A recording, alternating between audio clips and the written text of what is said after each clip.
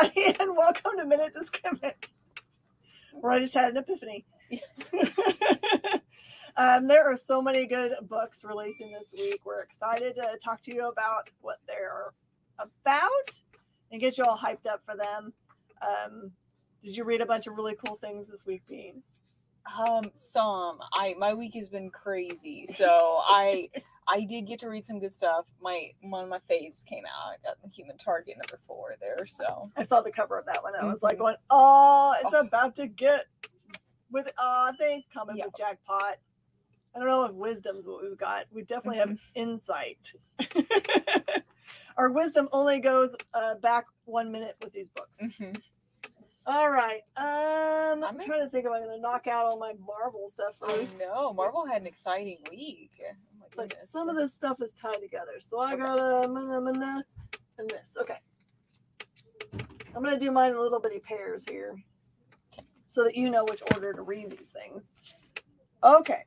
So it turns out Amazing Spider-Man and Mary Jane Black Cat are tied together this week. So I'm going to start with Amazing. Don't worry, I'm not going to throw it at you. So this is a continuing storyline of the Beyond Incorporated. They've had the little subtitle BE on it. That's what it means. Or BI, sorry. No, they've been calling it B.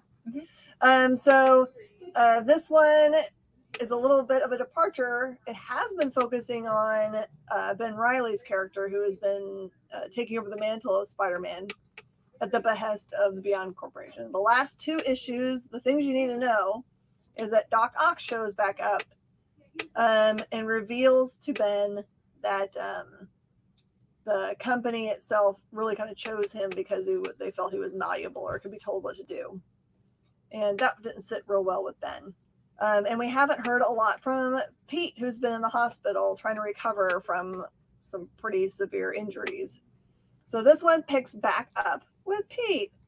So he is in this issue being kind of like put to task by Cap and Black Cat to try to, they know that if they just let him go out there and try to do Spider-Man things again, even though he can't call himself Spider-Man or wear a spider suit, that he will probably get killed because he is way out of shape and has been injured and laying in a bed and is out of practice and hasn't been fighting anybody, and so his skills down. So they're trying to help him with that, but there's other stuff going on in the background. So that's where this book comes in. So this is the Mary Jane Black Cat, and it's part of the same storyline because there's the Beyond, and it makes a little bit of sense if you read this one second instead of first. So in this book, you have somebody come in and put a gun to Pete while he's in his bed and basically hold him and Mary Jane captive. That he wants them to go or wants Peter to go find his cape. It's the hood. So to go find the hood.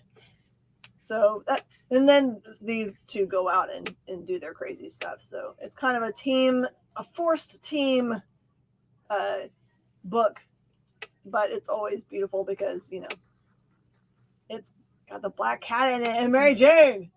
And this is a really pretty, I think this is the Campbell cover that I've got in my hands. So if you guys are art driven, you'll like the art.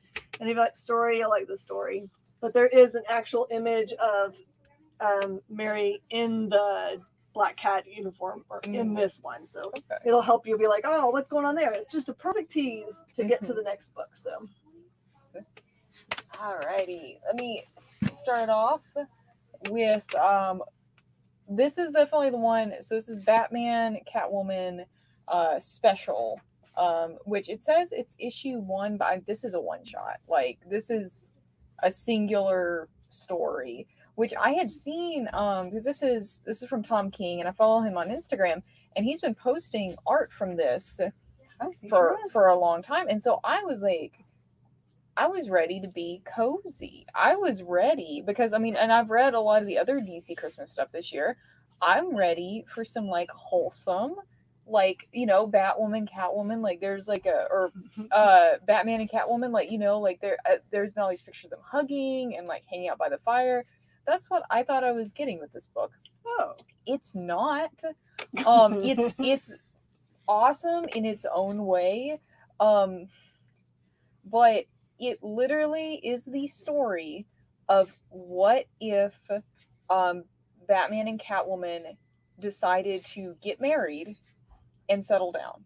And they're still like crime fighting, but this is like, it's like Christmases throughout this like what if timeline of what if Catwoman became Mrs. Wayne, like formally like living together, like had a whole marriage, had a whole relationship. It's wild, but it's just like little oh, this Christmas and then this Christmas and then this Christmas, and it's wonderful. But that's not what I was expecting when I picked this up. Like it's a pretty thick book. I believe they're selling it for like $10 this week. Mm-hmm. It's beautiful. It's awesome, and like I said, it goes in directions you do not expect. So that's a good one. Even though a little late for Christmas, because I mean, who knows with all the delays and everything.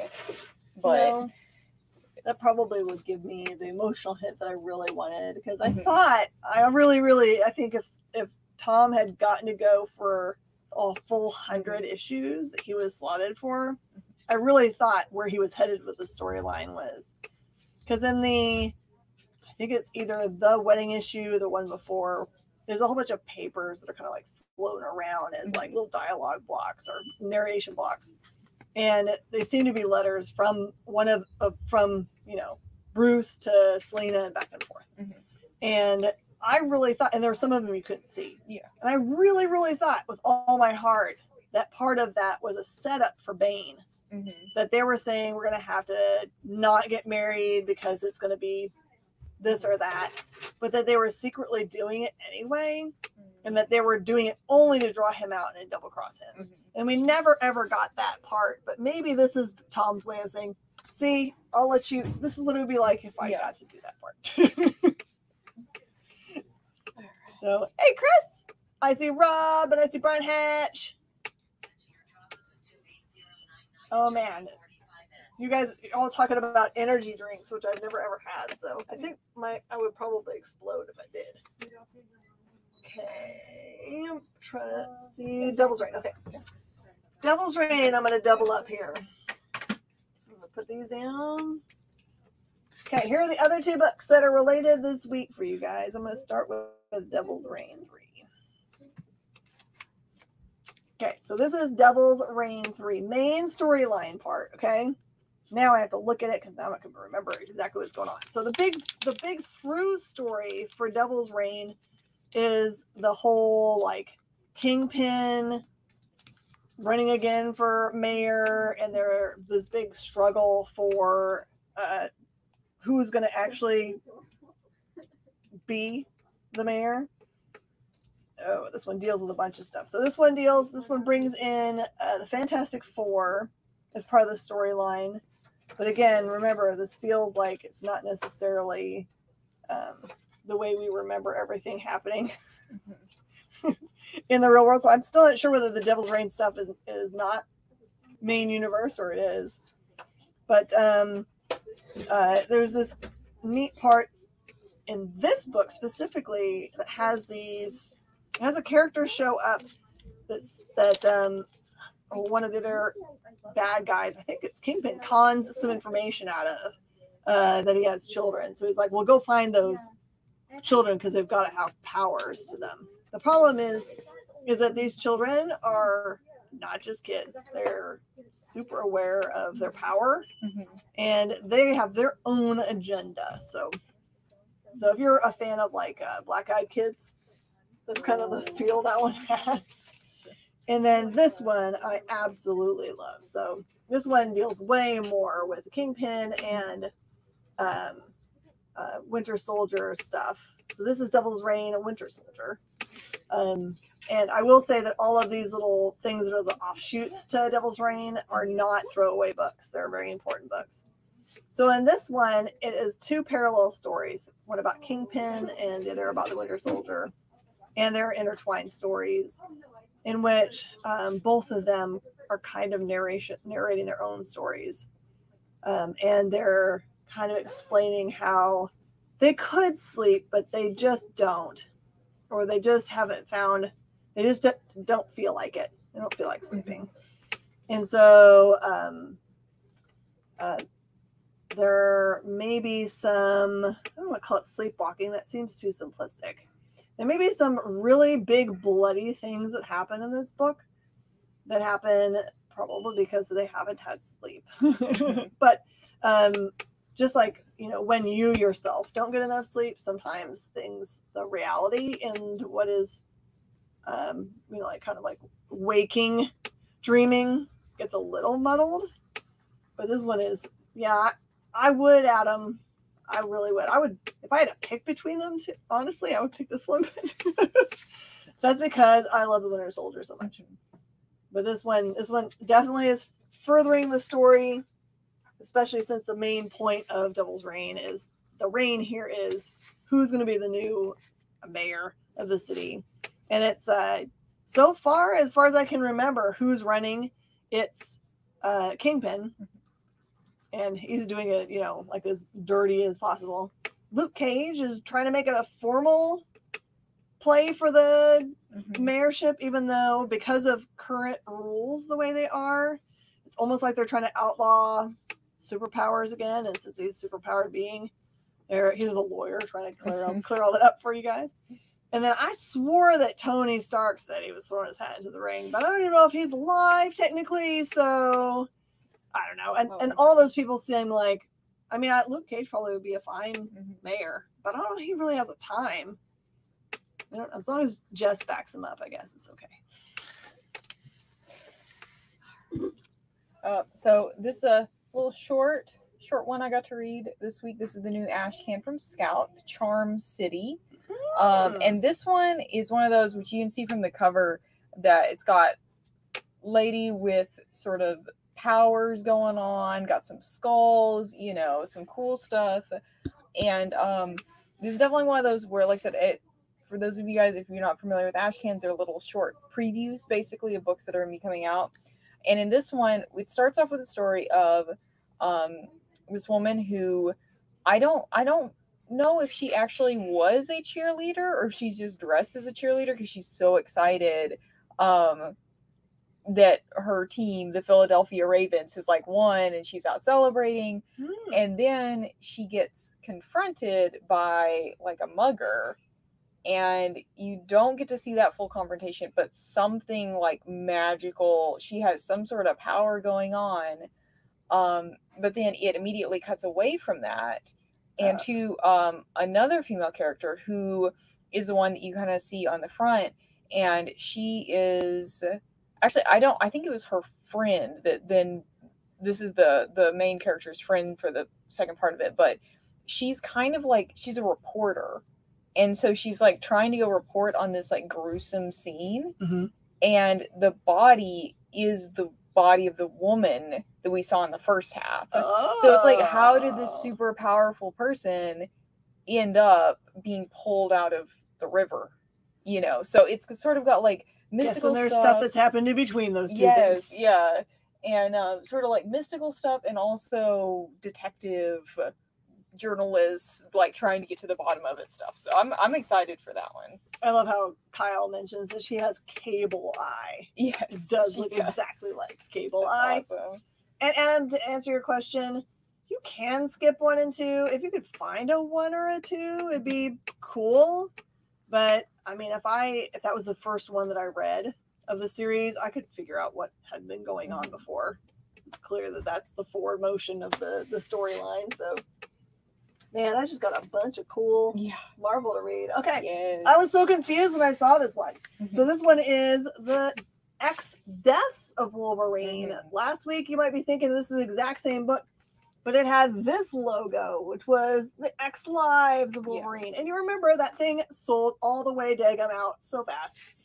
And I'm telling you, the companies are printing so close to the print run. Whatever the subscription, initial orders, and FOC are, they're printing like this many more. So probably just covers damages and stuff.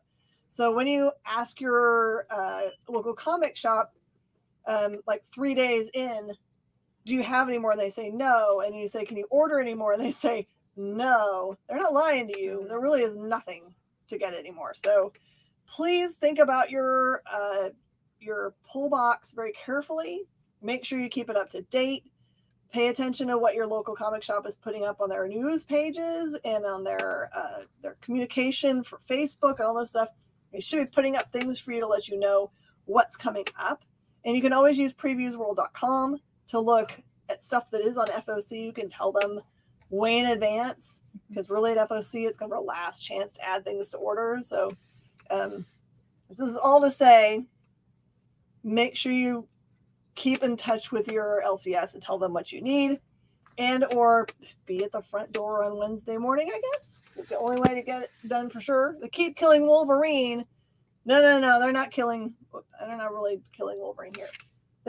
This is kind of like the best thing I can explain is like first appearanceville, because okay, and so if you were wondering where this fits in the storyline, this totally ties into all the stuff that's happening in the Hickman. I'm going to just call it the Hickman Hex universe at this point, because when I say that, I mean stuff that deals with the Krakoans and the power struggle they're in, and all that stuff that's going on. So this one, since I have so much stuff that's tied to Krakoa this week, I'm going to look real fast to make sure that I've got the right story for this.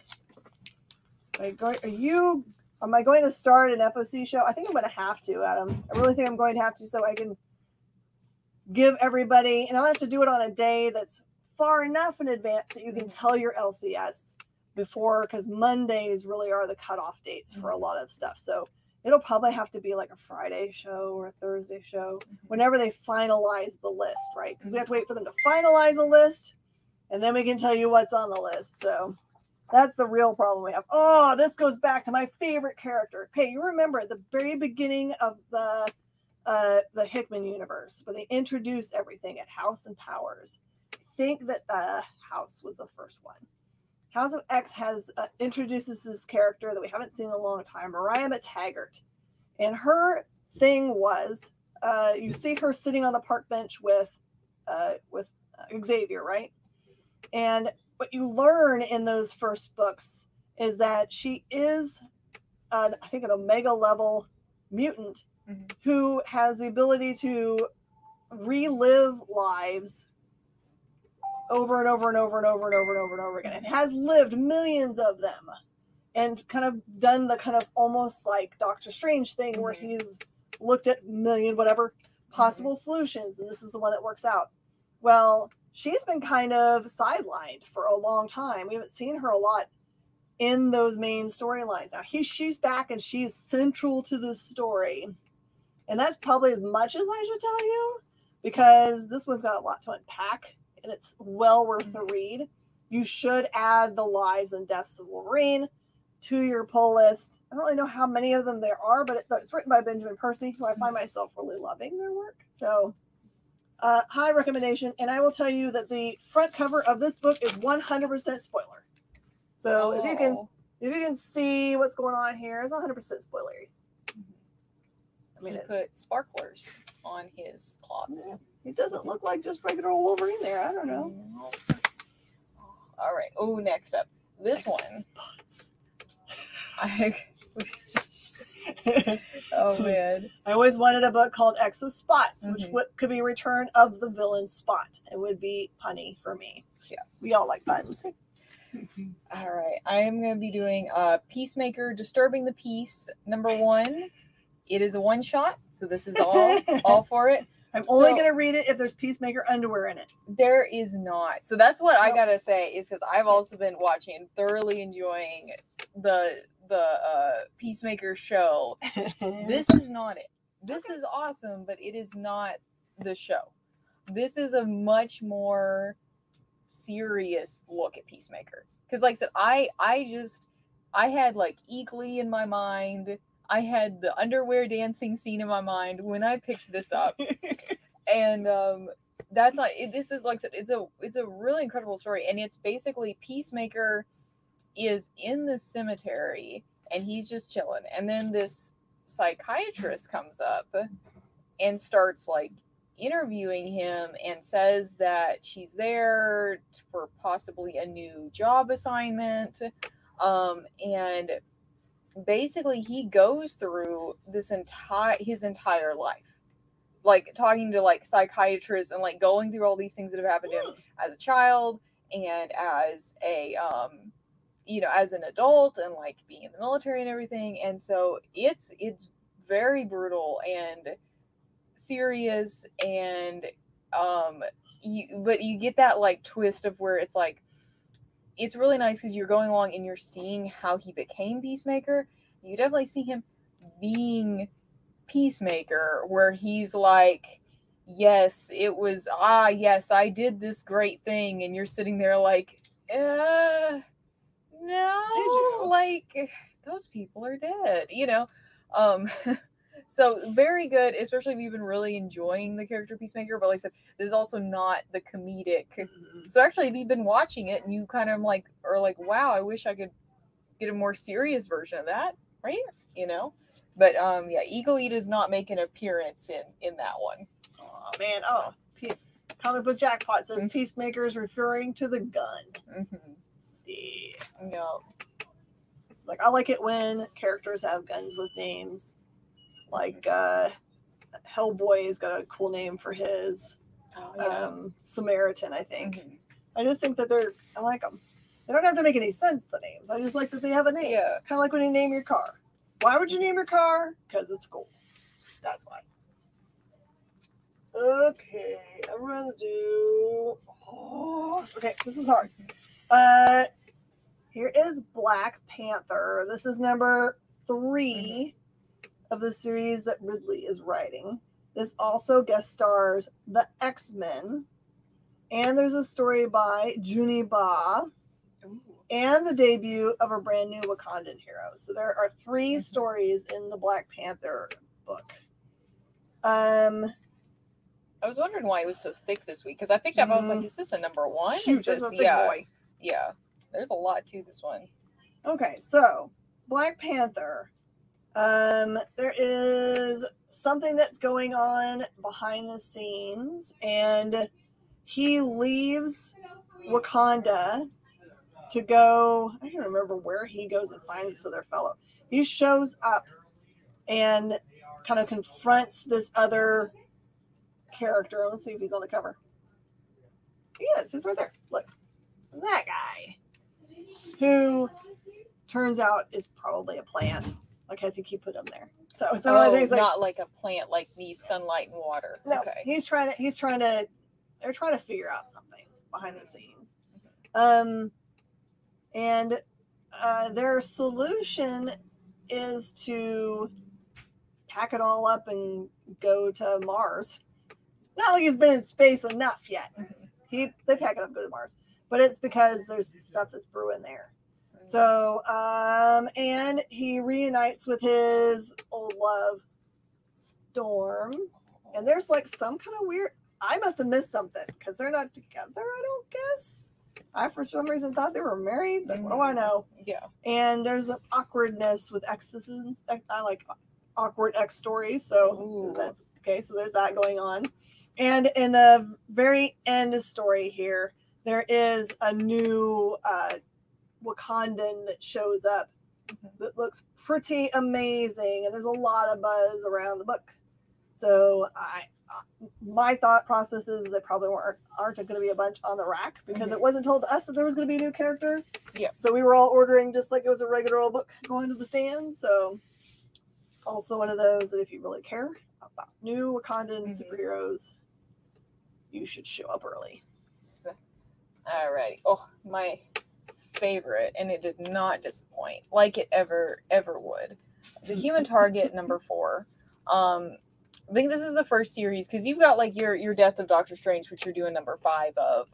I don't know if I can get away with continuing to review this book every single time it comes out. Yes, you can. You have permission. It's so good. This one was just it was wonderful this week. It's wonderful every week. But so far in the story, it's a very slow burn story too, and it's wonderful. And it is basically if you missed the first parts of this, the human target, who is right here, this very suave, clearly James Bond inspired character, he is his power, although it's not like an explicit power like flying or laser vision or something, is the ability to impersonate people, and he does that in order to stop people from being assassinated.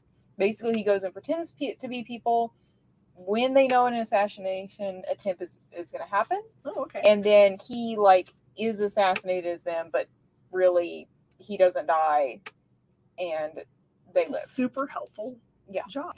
But the problem is he is doing this job for Lex Luthor, and he gets poisoned.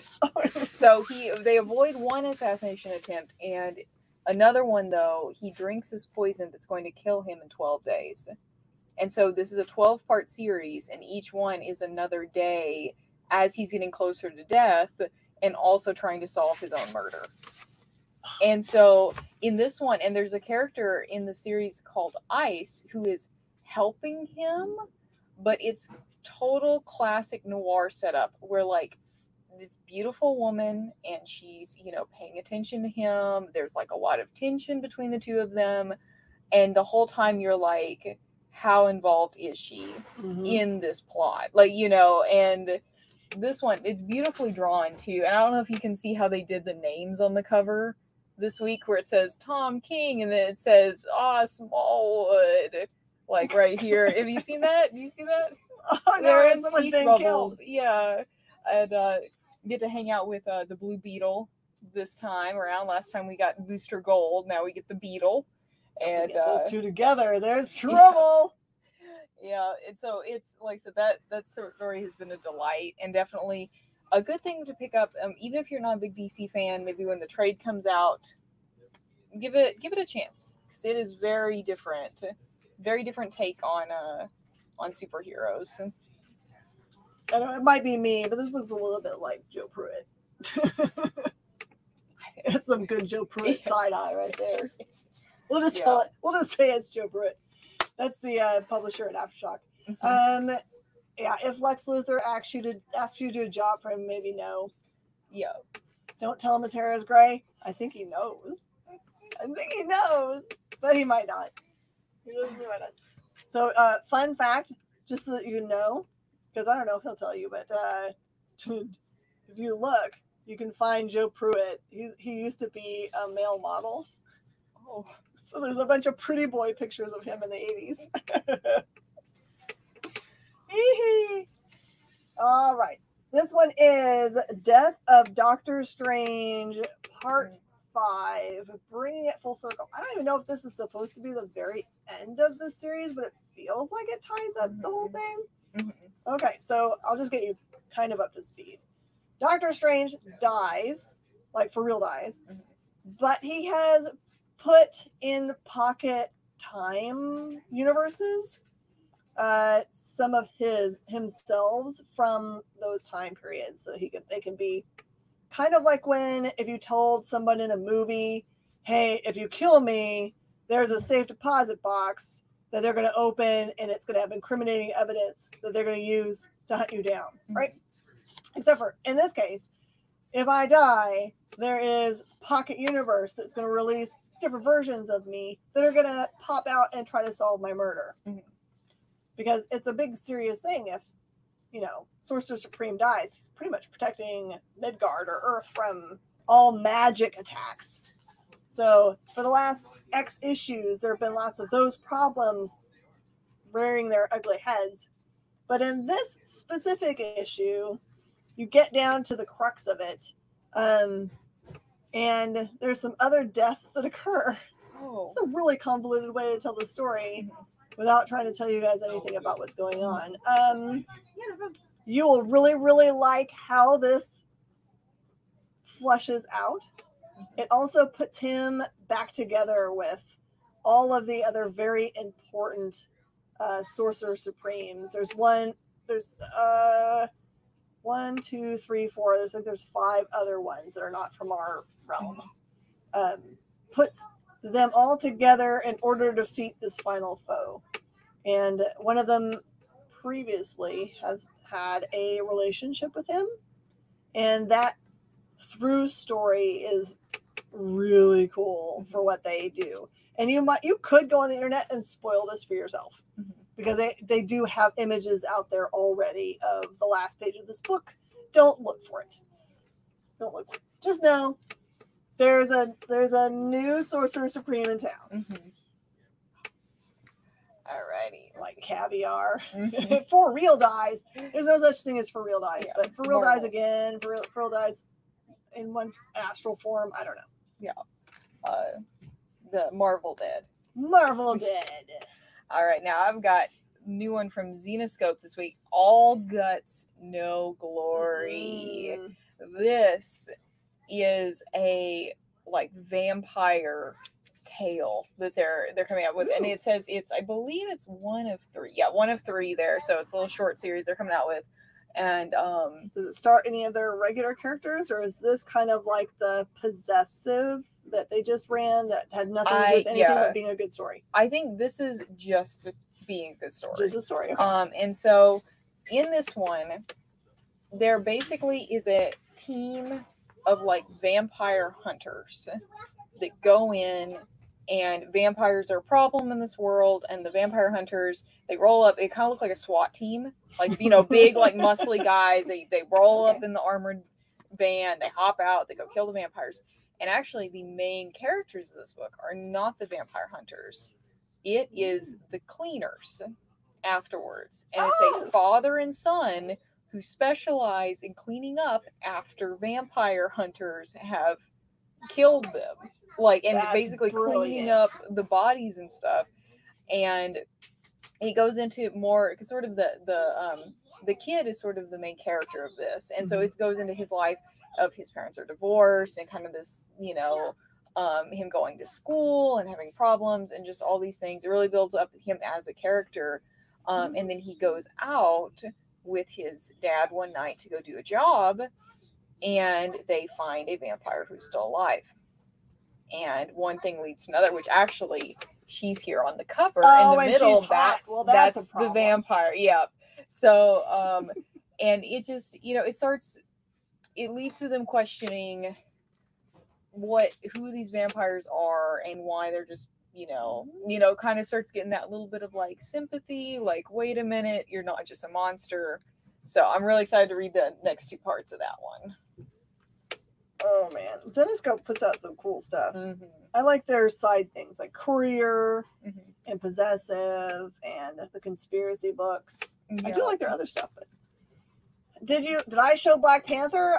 This is just a review show, so yes, I did review Black Panther. Just reviewing it. Yeah.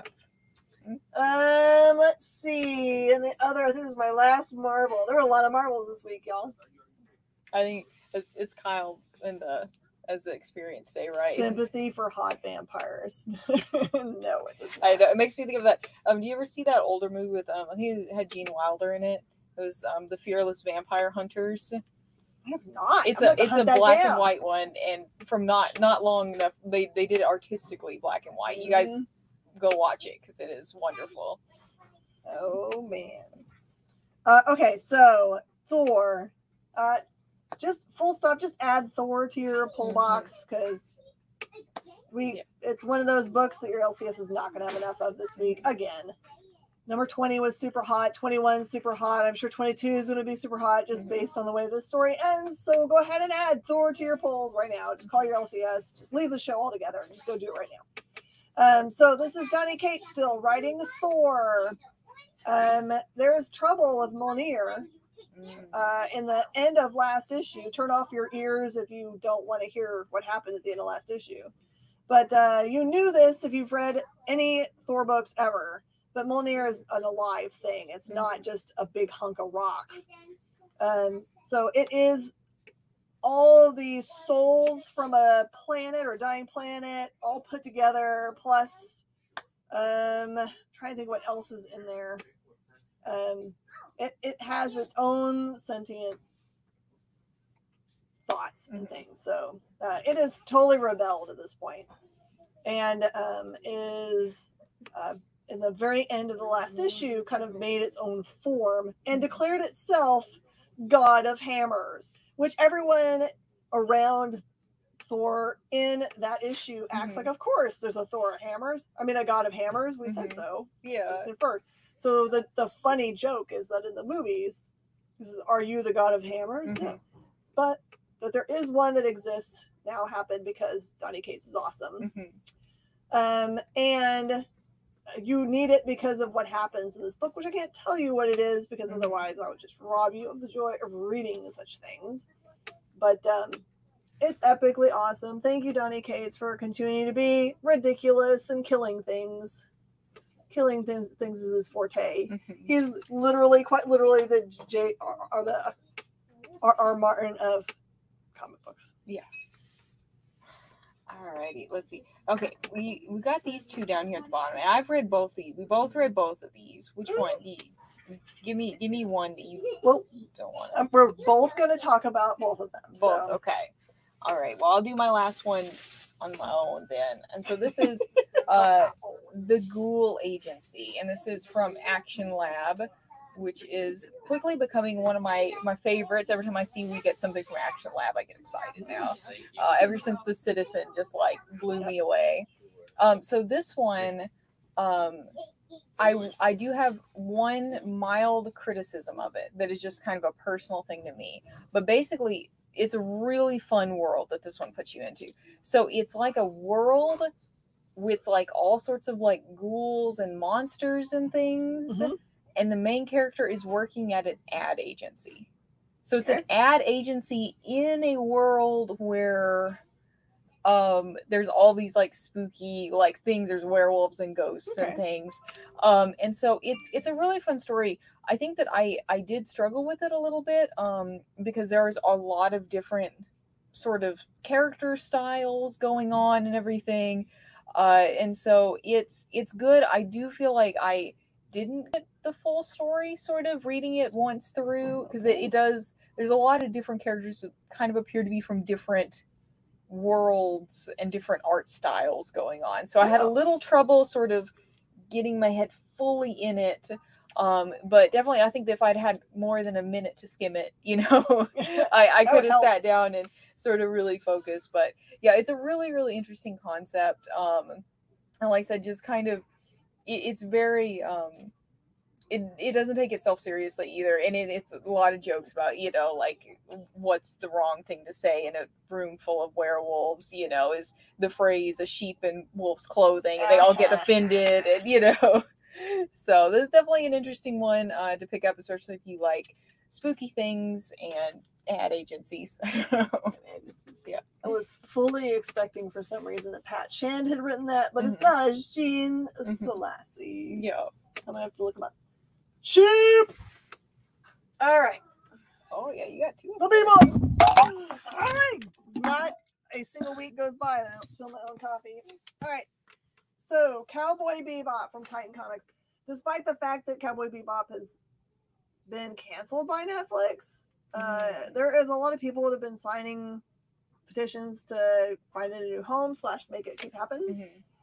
This one isn't a retelling of any tale that is in the show that I can tell. I've watched almost all the Cowboy Bebops and I don't remember this story happening. But if you want another way to connect with that universe, you already binge watched the entirety of it, and you just happen to like these characters, and you don't like Vicious, then this is a fun read. So pick one of these up. And what is the art style like that in that? Does it stay with sort of this realistic, like looks like the characters? I'm trying to think of what it's like. The art style is like, whose art? It's like really super bright, maybe like if you like the Weatherman, that style, real angular, bright colors. If you like the Weatherman, it's that style. I'd show you, but I'm disallowed because it is before actual release day. So. Alrighty, let's see. Oh, are you ready to talk about Saga? Yeah. Oh my goodness. I'll make a pre-announcement. Your LCS in your area might be doing a midnight premiere tonight. I'm old and can't stay up until midnight, so we're doing our stuff live later. Yeah. And just not allowing people to pick it up until tomorrow because I don't want to stay up until midnight. No matter how cool this book is, I won't be able to tell you anything about it if I stay up late past my bedtime. Yes. So. And so, background on this. This is Saga. This is number 55. But do not let that keep you from jumping in. If you have ever been curious about this series, jump in now. Grab this one. Unless you are a child, this is not for children. Not for kids, no. So basically, Saga has been on a nearly 3-year hiatus. So all of us who were following it before have just been like, I remember actually like this last year when I got hired here, and me and Shanice, she was training me how to do the pull boxes, and we jokingly added Saga to mine because it had been on hiatus for so long. She was like, "Oh, you won't need that on your pull list, but we'll add it. It'll just be like a fun thing." And I was so glad we did that because I had it. I have one in my pull box right now. But so this one, it picks up after a time jump. Yeah. They've done a time jump. Like I said, you don't have to know anything about the last story.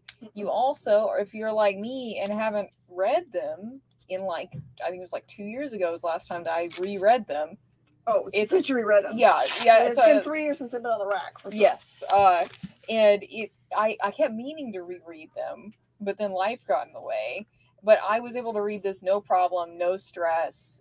It's made to introduce you to these characters and who they are and what they're doing now. And so we've got Hazel and her mom here, but this fun koala man with the robot arm, he's new. His name is like Bodacious or Bomberini something. Yeah. Oh, and so that's wonderful. You want to talk about it now, since I kind of gave the backstory on it? No, I just like that it just kind of picks up later. Yeah. So, spoiler alert. So guys, close your ears. It's not going to be spoiler about this book, but it'll be spoiler about the series before. So, it does pick up where the last one left off. The main character, dad, father of Hazel, is Margot's dad. Yeah. He was killed at the very last page of the last book. Yeah. And then they left us for 3 years with that kind of devastation. So they are going to absolutely address that. And it leaves kind of these two characters kind of doing the hustle because they're trying to make money and hiding out. They're not on the moon, right? They're on the planet where one of them's from and the other one's not, right? Yes. They're I think I don't remember what planet they said. They said they've been kind of nomadically moving from place to place wherever they can make some money and stay on the down low and hide out, So yeah. So it's they've got a lot of pages in this book at $2.99. Yeah. That's another thing that really surprised me today was the price point. Saga and Spawn, the two that are hanging in there at $2.99. So but yeah, it was absolutely wonderful. Well, like I said, so not for children, very adult themes, as is the rest of the series. They come back hard, letting you know, we're back. So, yeah, it's wonderful. Just the same Saga humor. I mean, and it's funny because really the, what would you call it? Sort of the narration, it references in a way how long they've been away. Right. And that's really fun, of just that sort of thinking about time and how long it's been. So it was kind of gives you a nostalgic feel of oh, I'm back in this world that I've missed for 3 years. So it was a lot of really funny wonderful stuff in it too. It does have a lot of silly poking fun. I don't know. I love it. Hey Drew. How much are they going to try to make? I don't know how long they're trying to go from here. And I do like it, the introduction of the book.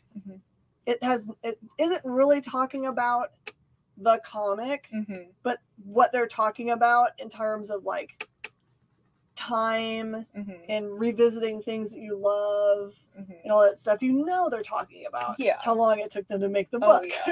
So it's awesome.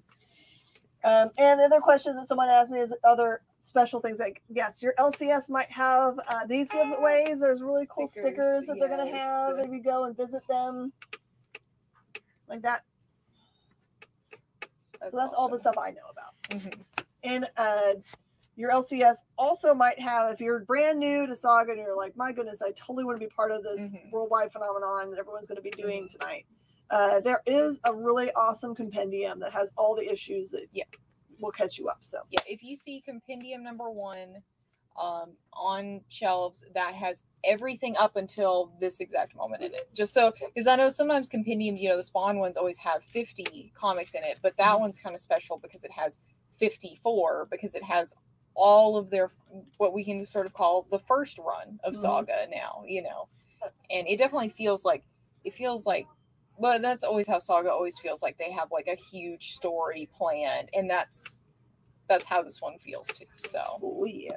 Oh, and in case you're wondering, there's a bunch of nakedness. Yes. Yeah. I know that's what you were waiting for. Your emotional hit of nude parts. Yes, you get it. Stray Dogs, Dog Days. I don't think I got to read the first one. I think that was. Did you get to read the first one? I did not read that because I don't read that one because I'm scared of the dogs getting hurt. Oh, okay.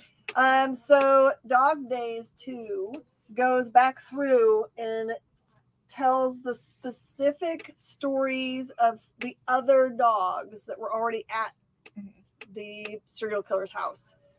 So, and tells some stories of like the aftermath. So each one is from a point of view of one of the dogs, but some of it is like early stuff. It looks like maybe it was like a missed abduction, or you know, like how a specific abduction happened, or those kinds of things. So it isn't like just extra stuff they've thrown together. It was like, man, I wish they'd written a book that actually showed what this dude was doing. Well, now you got that book. Right? Sorry, He Who Remains. We are not selling books. This is a review show only. Review only. And no, I'm not giving away stickers. That's for later. This is just review. And that's the last one of that series. It's a 2-book series. Yeah, and so you can tell. You can tell. That's all there is. And let's see. Do you have another one? No, I'm out. I think we just got Duel. We just have Duel. We're gonna Duel to do Duel. Oh my goodness. You want me to do it, or you get to start? I just talked. This is an awesome one. So this one is Duel, and it's from Bliss on Tap Publishing, which has kind of like are you familiar with them? I don't know. No. So Bliss on Tap Publishing has been around for a while. There's some other books that they've done, and you might recognize one of them, or unless you really followed them. But this is their first, I think, big push into the bigger Diamond release universe. So. Yeah, and it is a strong beginning for them, because this one, like I said, I just picked it up, and I usually go in with middling expectations. Just what is this going to be, especially if I've never heard of a publisher before. Like maybe they're small. I'm going to go in. This one, beautiful artwork, first of all, wonderful. And the concept of this is that there is some sort of, I'm sure, like dark web site called and it's like for dueling, and it's literally for like real life people shooting each other, dueling that's going on. And anybody can go on there and sign up, and there's these specific rules of like, oh, you have to, if you challenge someone to a duel, it has to happen within this much time. Very high stakes. Also, murder. So there's, the police and the lawyers and everybody are like in this, and basically, do you want to take over of like what specifically with the 17-year-old kid and everything that we see in this? You can do that. I'll talk. Okay. I'll speak to the legalese. Oh, okay. so this kid. So of course, it's all done through a website, and everybody has an alias. It's the same as any other website, and especially where you're signing up and saying, "Hello, I'd like to come murder someone or possibly be murdered, please."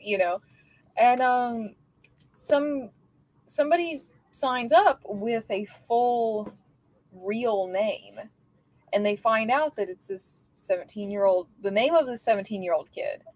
And it's almost become like a phenomenon where everybody knows and looks at this website and knows who has been called out by who, and basically the whole book you're like wondering, because people keep asking this kid, like, is that you? Because they've also signed up to duel against like the person with like the highest score. Yeah. This person who's killed 80 other people. Yeah. And that's top of the charts.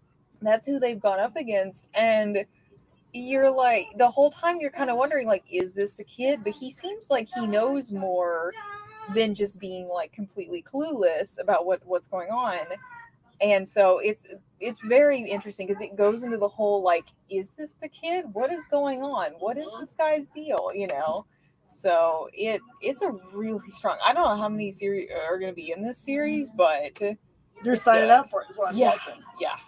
I gotta know. I need answers. All right, I have a criminal justice background, which means I took a lot of law classes. And the thing I found also intriguing about it is that the police and other law organizations are having a hard time figuring out how they address this stuff. Yeah. So because they're both doing it willingly, they're both signing up, and it's an official duel. I wonder if do old duel rules apply? They don't really mention that part, but it's more like, are they actually? Does it fall under some kind of like I have to defend myself kind of rule? And so they haven't successfully prosecuted anybody. And clearly there's been at least 80 of them happen. Yeah. And it has happened like an actual duel. They meet up somewhere, and the first one, they meet up at the grocery store and start back to back and do regular duel stuff. But then they shoot up the place, and that's really fun. And the username of the person who's done like the 80 is Aaron Burr. So a little history nod. I think that's a history nod, isn't it? Totally. History is my weak spot. You just know the science. Yeah. Oh man, we only got 5 minutes left. Sorry, I'm gonna throw a couple books up on here just so you know that they're in your LCSs. Maybe. This one is a complete manga collection that releases tomorrow. The Girl I Want is so handsome. I agree. Okay, and Happy Kaneko's Killer Life, which looks super sweet and full of doggos. This week is important because it is one of our favorite weeks of the month. It's previews week, which has, you might be thinking, who cares about Rocketeer? But they actually have announced they're working on Rocketeer again for the screen. And also has Ninjago. Your kids will go crazy. Or you, maybe.